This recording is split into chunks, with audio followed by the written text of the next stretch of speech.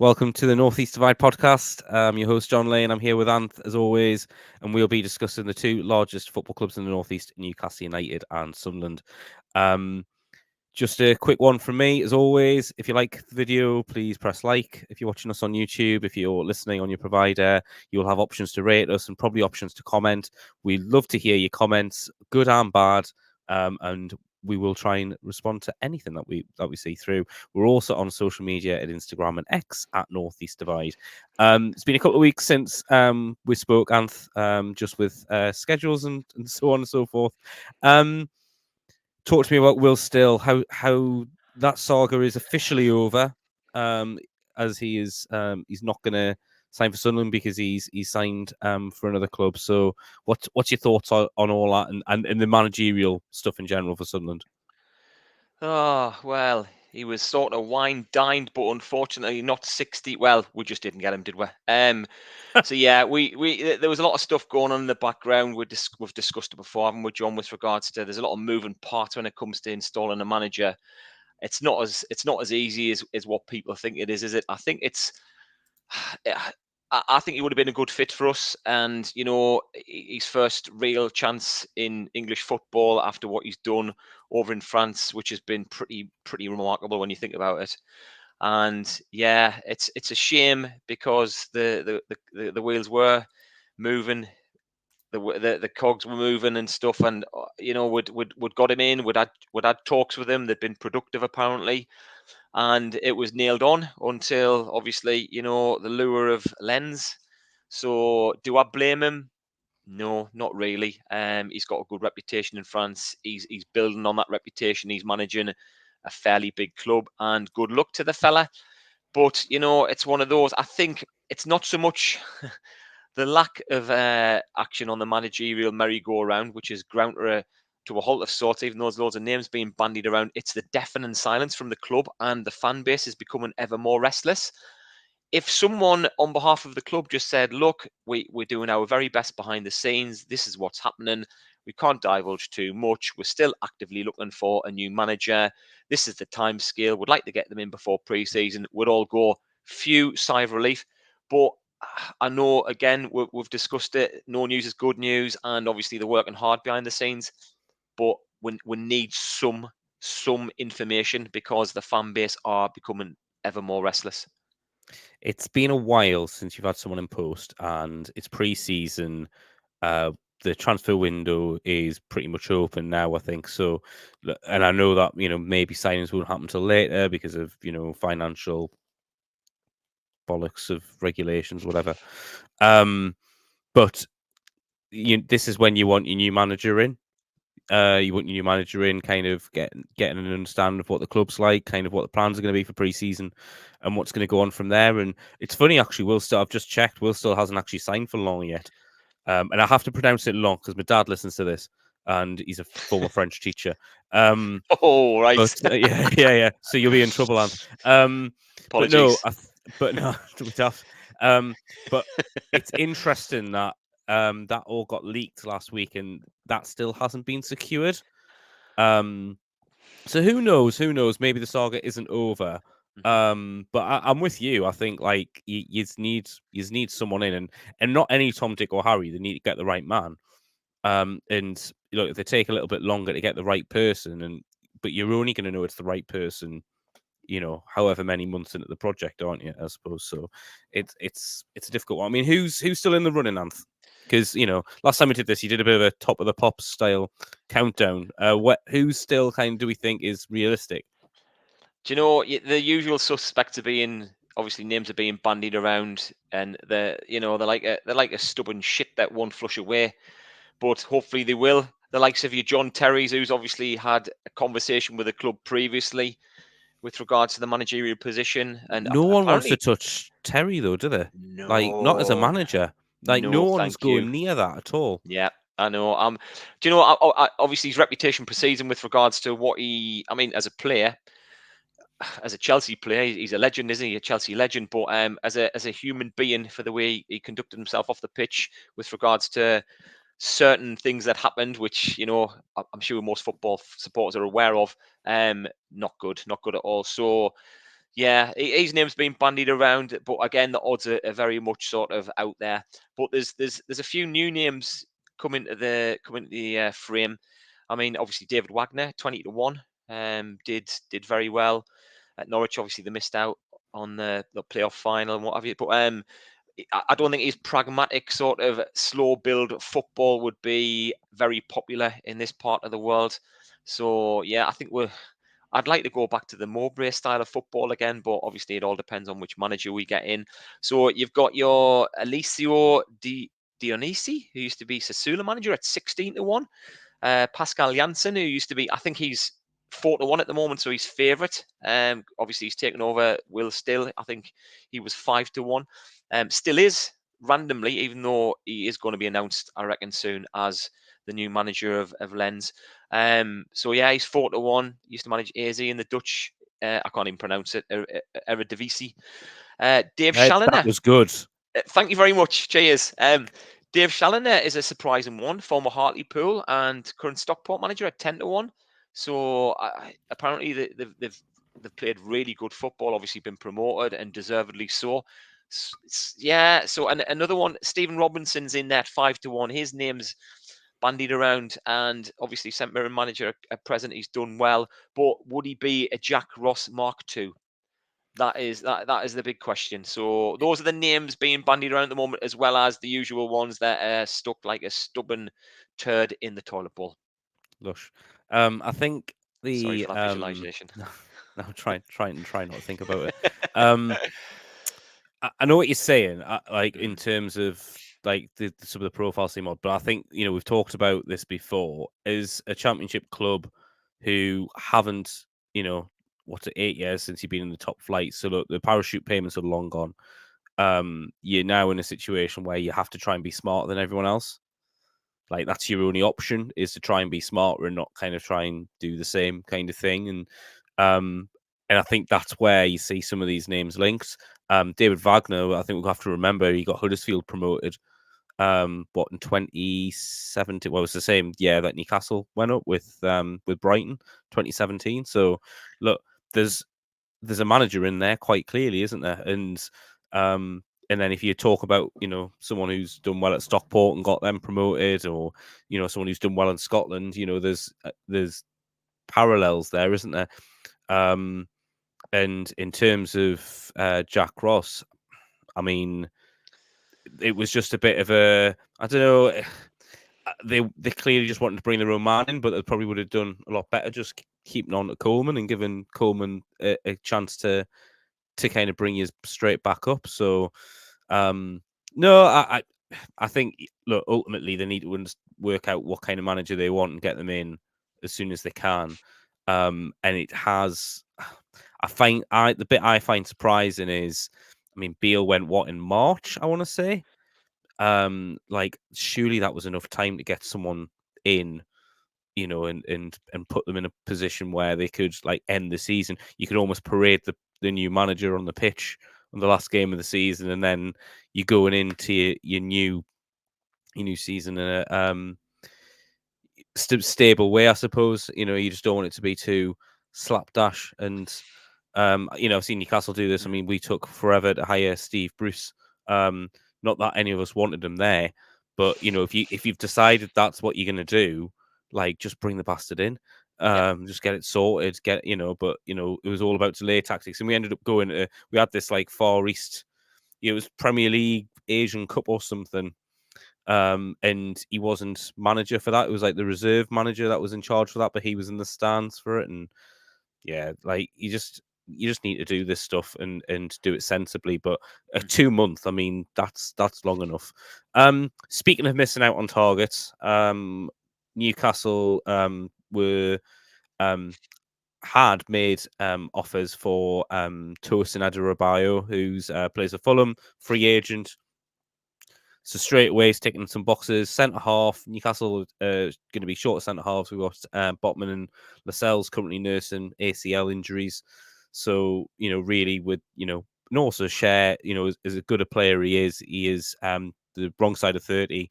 Every year, he kind of goes on, you're thinking, actually, how much longer has he got to go in the nicest way? But, he's tremendous for us last year, and I don't argue with that point. But we missed out to Chelsea on that one, by the looks of it. I'm not sure if he's officially signed yet, but all the noises seem to be that's where he's going to land. I mean, Anth, I don't know how well aware you are of him as a player. Did this surprise you that he turned down the opportunity of Newcastle when, Newcastle had moved first? Apparently, he was really impressed with Eddie Howe, and Chelsea seemed to kind of come along, and maybe just there was an offer for him and his agent that was too good at reviews. I'm surprised, actually. I thought, it would have been a very good, shrewd signing, like you say, free as well. So saving money with regards to any transfer fees. And then you've obviously got the potential of maybe selling them on in the near future. So yeah, I'm surprised at that decision. And obviously Chelsea they came good towards the end of the season, but they were in disarray, weren't they? To a certain extent. So I don't know. Maybe does money come into the equation? Is that factored in? Or is it a case of that? I don't know. Would he be a first team regular at Chelsea? I mean, with the Well, bottomless pit of money that they've got. yeah, To but a this is certain my extent. thought, because, like, I thought about Chelsea, right? And when he went there, and I thought, like, where's he going to be in that pecking order? And I know Mhm, they're playing Conference League football next year, right? So they are playing some European football on top. So there is going to be kind of that thing to kind of consider on that front, mhm, as to how much more games they're going to play. But if I look at their defenders, so they got, in terms of centre halves, Badia Shield, Thiago Silva, I think he's just left, hasn't he? yeah. Shalobar, um, you've got Wes Fofana, you've got Levi Colwill, um, Axel Disasi. I mean, there's a list of players there. When you look at that, and he's going into there, I don't think he's guaranteed to start. I think he starts for Newcastle. Mhm, I think there's no doubt. I think you'd probably play Sharon Adarabioyo. Um, Potentially, obviously, there's talk of Lloyd Kelly possibly coming in, but I think they would have played mhm, together. And then when Botman was fit, he'd be phased in, and then you'd play Botman and Adarabioyo. I think probably that's probably the way it goes. Um, I found it really strange from his point of view, but I also look at it and I go, right, he's a footballer based in London. The London club's come in for him. I imagine that there is a very handsome signing on fee. yeah. Now some of the Twitter rumors are saying that the terms weren't too different between Newcastle and Chelsea. A little bit more cynical than that. I think Chelsea probably have shown a little bit of financial muscle, especially if they've come in late. So look, I think we have to accept it's one of those. As I mentioned, we have been linked with Lloyd Kelly, who's obviously played under Howe at Bournemouth. I think Howe signed him actually when he was at Bournemouth. But this feels like a good signing if we can get this one over the line. I think it's certainly one that again it helps in terms of that squad depth at centre half where we are going to be a bit weaker. Mhm. And we have to look and see how we're going to strengthen the squad, because we've just lost. We've announced some players that we've released. I don't know if you saw this, Anth. I Did haven't. you No, see who've who we you released? released? No. Actually, who've you released? Oh, okay. Is it a Oh, substantial well, list?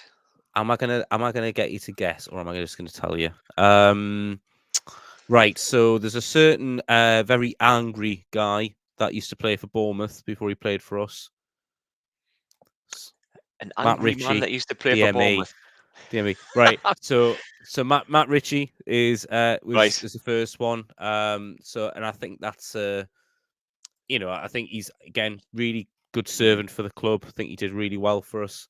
He was absolutely key and vital in us winning promotion back from the championship. Um, and his record was pretty good. And look, he came on, he scored equaliser against Bournemouth last season at St James's Park. So he had his moments when it was still there and still contributing. Paul Dummett, who's been at the club since I think he was about 6 or 7 years old, mhm. he's gone. But again, at times he was such a key player for us, and certainly in like kind of the Benitez era, he was a vital player in that squad, and someone who you could rely on. Kel Watts was a youngster who'd come through the academy, but just had never really had a chance to establish himself. Had gone on loan several times and just hasn't worked out. And then I got Loris Karius, opportune free agent signing goalkeeper. Played twice for us around about that League Cup weekend in in February. Hasn't done anything particularly wrong in those two games, but clearly must be behind Dubravka in terms of quality, because he never really kind of got a look in when Pope was injured. And Jeff Hendrick, who was signed Bye, on Jeff. by don't let the door hit you on the arse on the way out. But he was signed on. It's not his fault, right? Like No. I feel sorry for the bloke, right? He was never a good enough player for us, really. Like his last time he played for us, I'm fairly sure was under Steve Bruce, but I will have to look that up. And he scored at Wolves. Wow. And Collector's item. that was pre takeover, so that was his last goal for us. So, but look, he was just to give you an idea of kind of the quality of player. He actually was playing on loan for Sheffield Wednesday last year, and didn't make the squad for the second half of the season. Yes. And that was the Sheffield Wednesday side that scraped up Yeah. into the Championship. So yeah, I mean, look, I think fair play. These players have signed for us. They've given us a service. I think it's the right time for those players to go.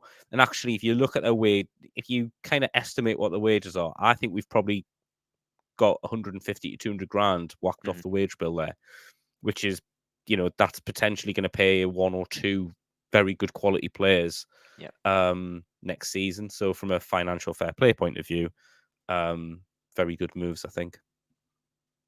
I think Richie and Dummett have been loyal servants, haven't they? And they're well Yeah. liked by the supporters. And I saw Richie's parting comments with regards to the club and his love for the supporters and the club in itself, the city. He really bought into it, didn't he? And I think he was one of those like just 100% players.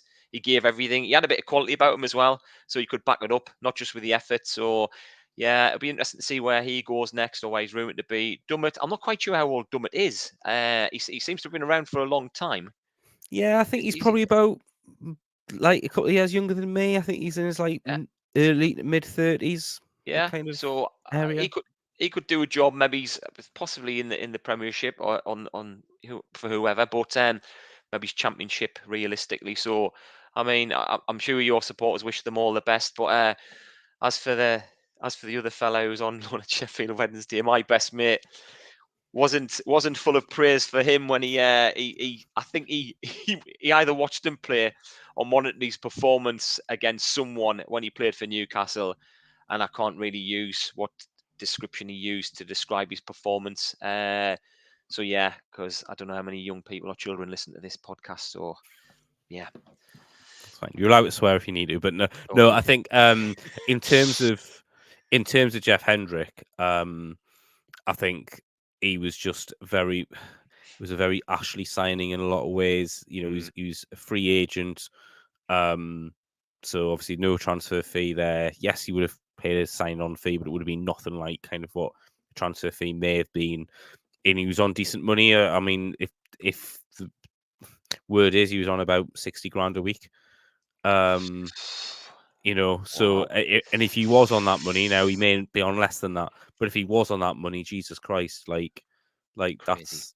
that's mad, and especially when we're in an age at the minute where we have to be so careful about how much we can spend because of how much revenue we need to bring in and all of that kind of stuff. But it was it was one of those, we're going to sign this player for 4 years, who's a proven Premier League player, mid to bottom end of the Premier League, and that'll kind of see us through for that position.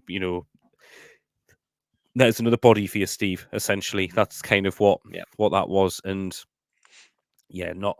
But this is a player who scored on his debut and scored I on, remember that.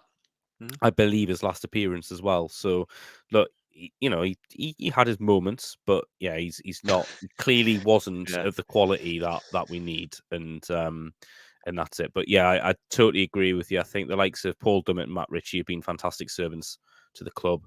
Have given a hell of a lot. I'd love to see Paul Dummett get a testimonial, and I'm sure at some point that will happen. I'd love to see kind of that happen. And I think that's absolutely thoroughly deserved. Matt Ritchie, I was half expecting to retire and go into coaching at Newcastle. So I could very much see him coming back at some point in that capacity if Eddie Howe wanted him as part of the staff, and I think he'd be fantastic. And I think this is another reason why Matt Ritchie stuck around as long, as because he's a good character in the dressing room. He maintains high standards, he works hard, and he drives that throughout. But you can't sound horrible. You can't keep paying cheerleaders. You have to pay footballers, and ultimately, they're not of the standard that we're going to require, especially if we're going to really kind of push towards, hopefully, a tilt at the Champions League football again next year. Right. Any news on players, Anth? Anyone coming? Anyone going? Rumours of the vultures circling within the Premiership with regards to Joe Bellingham. Crystal Palace are the latest club to be linked with him as such, but I think it's cooled off a little bit, but the rumours are still circling. I think Brentford, possibly Tottenham as well. So 20 million is the fee being bandied around, 20 million plus. And I'm actually very surprised because I go on a lot of the fan forums and what have you. And there was a lot of supporters quite critical of Job and the season that he's had. And I was thinking, hold on a second, he's a young lad. He's played in just about every game. Yes, he has looked leggy. Yes, he has looked tired in a lot of games. And yes, he hasn't really put in fantastic performances towards the end of the season. But I just remember the performance, I think it was against Cardiff City when they played him up front. We played him up front, and he gave an almost complete centre forward performance. And I mean, I think he got 6-7 goals, however many assists as well. So Yeah. for a first season, considering he didn't play a hell of a lot of games when he was at Birmingham, if we can hang on to him for another season, I think we're going to have a right player on our hands. After that, obviously the vultures will be circling again, but that's the one that rumor that's not going away. And then obviously your Jack Clark still, obviously, with your Burnley, etc. Your Southampton's in the mix as well. So it's gone quiet with regards to Ballard and Hume, which I'm happy about. So hopefully they'll be with us next season. But yeah, so a few going out with regards to incomings. Nothing really to get excited about. I know Josh Murphy, obviously his brother plays for yourselves. Certainly He's does. been rumored to be coming, but there's a few other clubs interested. But does he fit into the model? This model that's being criticised now more so than ever and scrutinised more so than ever. He's 29 years old, so who knows? I don't know. He's done really well for Oxford this year, hasn't he? I think, Fantastic. but apparently, he was kind of around about January, like fans were calling for him, like in terms of just saying like he wasn't good enough and what have you. And he's played his way back into the side, and obviously scored the goals that got them promoted in the playoff final. And had a sneaking suspicion that that on the Sunday, I think Jacob or Josh were playing for Newcastle and got a goal. And then on the Monday, Jacob or the Josh, the same twin, whoever it was, then played for Oxford. So there's always that goal could have happened. I don't think that's how it works. But no, I'd possibly be surprised if he made that move. I think it would be a very good move for him. It would bring him up closer to his brother and what have you. But I'd be surprised if he'd go there with his brother playing for Newcastle and haven't been there as long. And he's a boyhood Newcastle fan. But look, I think it's definitely a step up from Oxford. Like it's a big step up from Oxford, and I'm going to be really careful with kind of how I phrase that, because let's be honest, if there's other clubs in for him, it depends who they are. Because Sunderland is a big club in the Championship, and that's fair to say.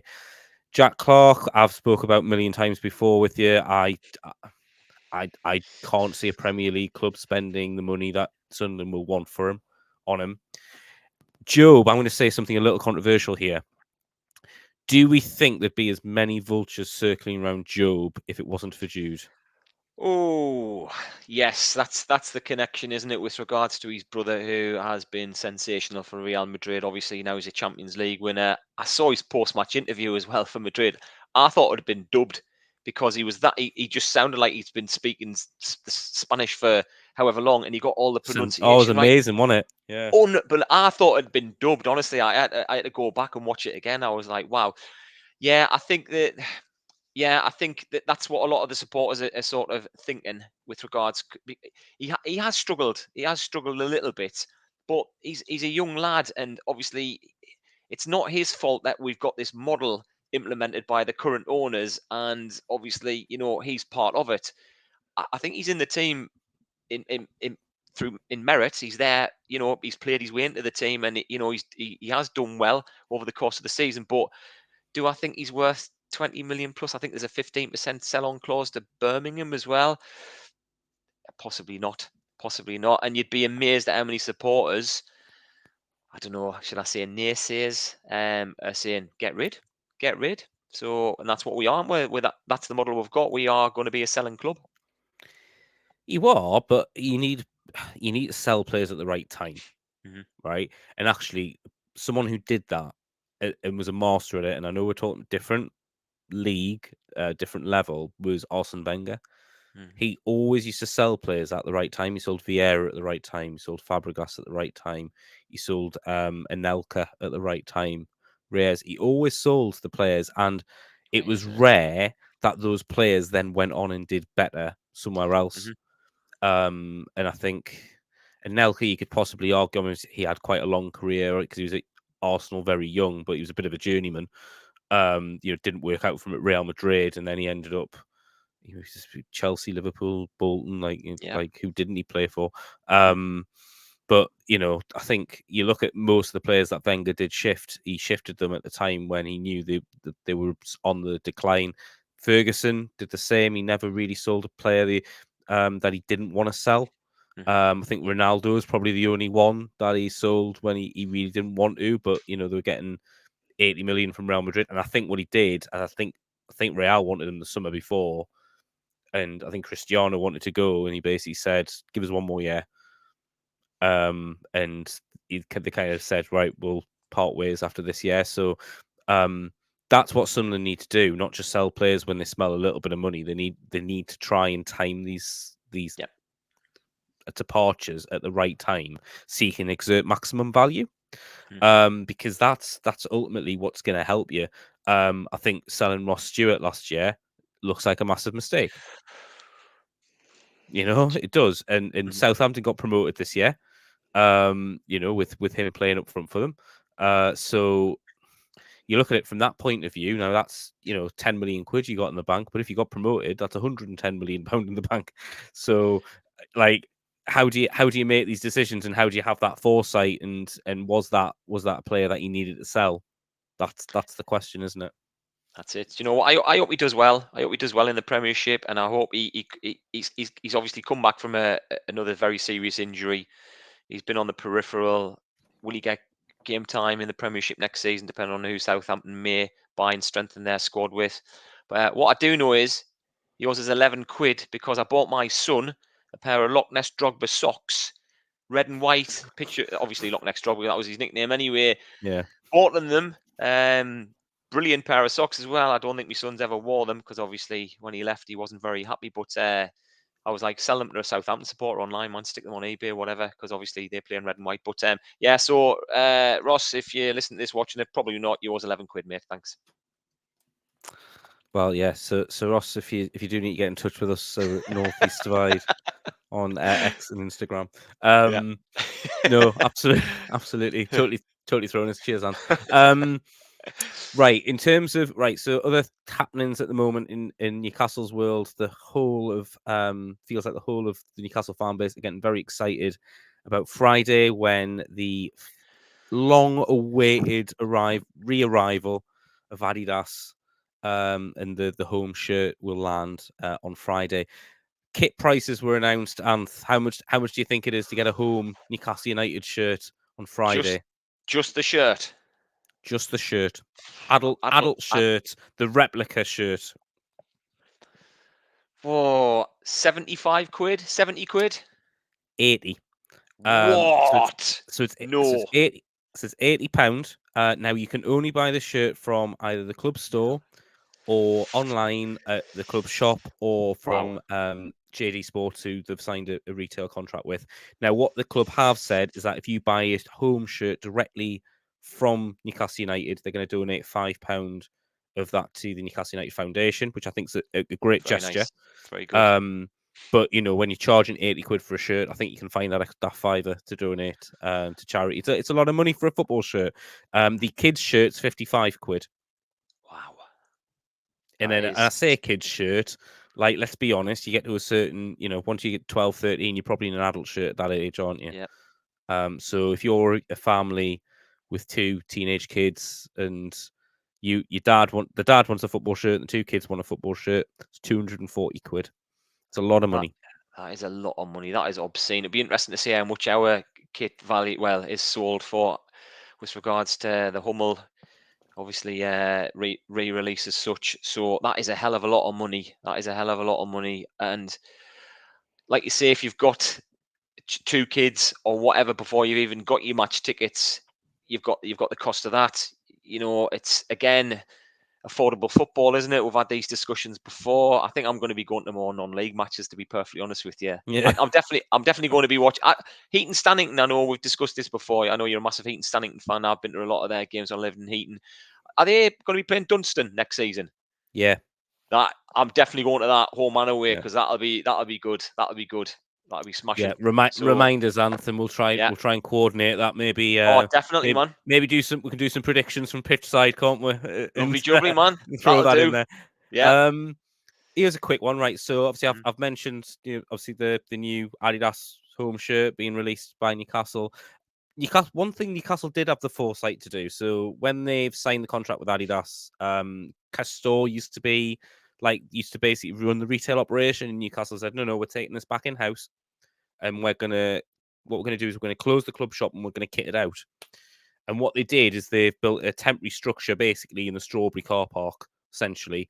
So anyone who doesn't know kind of the logistics around St James's Park, it's St James's base. The Gallagher end backs onto Strawberry Place, where the Strawberry pub is, and there's a car park next to it. And there's basically a temporary structure in there. I had a look around the other day. Loads of Newcastle United tat with badges on. And they've also signed a deal with New Era, who are a headwear company from the States who have the contract for the NFL headwear. So I'm a big fan of their work generally, which I think very clever, strategic deal by the club. Sunderland signed a deal with Fanatics, which we talked about a few weeks ago, who are, again, they've got contract with the NFL Europe shop, they've got WWE, but they also, I think, do retail operations for Liverpool and a couple of other big football clubs. Sunderland had a slightly different approach to what to do with the club shop when it needed to be done out, and they've just closed it. They have, and they said they were going to basically, put it somewhere else. As to where that's going to be, I don't really know at this moment in time. I don't know if there's any news out there. Maybe someone can advise. But I know the things happening off the pitch, as in not the managerial, non-merry-go-round or player signings as such. Just with regards to, obviously, the laying down the new playing surface, the new pitch, there's some lovely overhead shots of that. That's costing a fair few quid. So things are starting to move off the pitch, but I think having a club shop like we used to have, I remember queuing with my son when he was younger to get in to see Darren Bent and to get an autograph, and it's things like that that stick with you. My son still remembers that, even though he's not a big fan of Darren Bent. After what he many did, of you are. so yeah, no, he wasn't at me. He wasn't at me. So yeah, I just think I think we need that. I think we need that. So and there's an ongoing saga as well with regards to the supporters bricks. There's going to be lots of them moved, and apparently there's still no announcement or clue as to where they're going to be put. So there's still things that they're not getting right off the pitch, and I think having a well-run supporter shop selling the kit and not running out, which we've done in the past, is vital, and yeah, we need to know what is happening with regards to that. Yeah, I think it just shows. I think, look, we talk about the difference between kind of Newcastle and Sunderland from the stature and the way that it's run, and I feel like some of the decisions that Sunderland make at times are definitely more Mike Ashley than PIF, right? So I could, only Mike Ashley would think it's a good idea to literally just close the shop down completely. You know, and you know, this is a retailer, but you know, as as an example, it just, that for me doesn't make any sense. Whereas Newcastle had the foresight to go, right, yeah, we need to modernize the shop, but God, we need to make sure we've got somewhere to sell it from the ground, because you know, this is the most eagerly awaited um kind of manufacturer we've had, Hmm. like in my lifetime, because I think the thing is Adidas is so much bigger now because of what it was like 15 years ago, and how, you know, people, you know, I kind of say, like, lots of people talk about that for the first set of kits that came out from Adidas now, and talk about them really fondly and how amazing the shirts were, the grandad collar, you know, plain black and white Yep. stripes, and Hmm. then the maroon and blue. Now they're great football kits. I mean, I think the maroon and blue for me, and you know, that's probably one I'll plump for. That's the one of the rumored away shirts this year. But the home shirt, I think people remember that more fondly because of how good that team was. Hmm. Similar to the, you know, the home shirt is, you know, very well speculated that it's going to be similar to the 01 to 03 kind of Champions League seasons under Robson. The shirt itself isn't I don't think is amazing, but people remember how good the team were, and therefore they Hmm. have more of affinity to the shirt. Um, and I think it goes back to that with this stuff, doesn't it? Like that's what will kind of tie those memories down. You can't put yourself in a position where you've built up this kind of amazing like kit launch, and then you don't have anywhere to sell it from.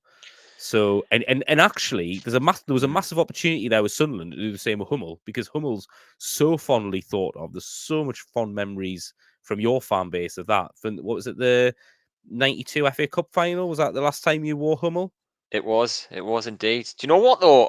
With regards to the Hummel kit, I mean, it was a wonderful kit. To be fair, I've got mine from the 1990, was it 91 season? Our second kit, blue. I've still got that one, and it's a lovely kit. It's good quality. But to be fair, a lot of it, the memories I have are of abject failure. We got Yeah. relegated. We got relegated. We lost the FA Cup final. So, but it's a beautiful kit. Yeah, Yeah. and I remember also a third kit that we had, a yellow kit when we beat Bristol City in the then League Cup, whatever it was known as. Was it the Rum? No, it wasn't the Rumrose Cup. Anyway, we beat them 6-1. So yeah, lovely kits, but not the greatest success or fond memories with regards to on the pitch, as in performances and league position. What can happen as a Sunderland fan, I suppose. I mean, Exactly. I think that you had that baby poo yellow shirt, didn't you? That you wore in the playoff final that Baby year poo. as well. It was baby poo yellow. It was. That's Well, definitely the shade. I know what memories will be attached to the Hummel kit as such. It'll be the 2-1 win against Newcastle in the playoffs, where the G-Force Gates and Gabbiadini, won't it? So there's that. But yeah, I mean, I think the lack of foresight and the lack of just any kind of announcement from the hierarchy at the club, again, is starting to create another divide with regards to relationship between, like I say, who run the club and the supporters. There just need to be more. There just needs to be more information. There needs to be more communication, and it's not hard. It's not a hard thing to ask, is it? It's not hard to deliver. To be fair.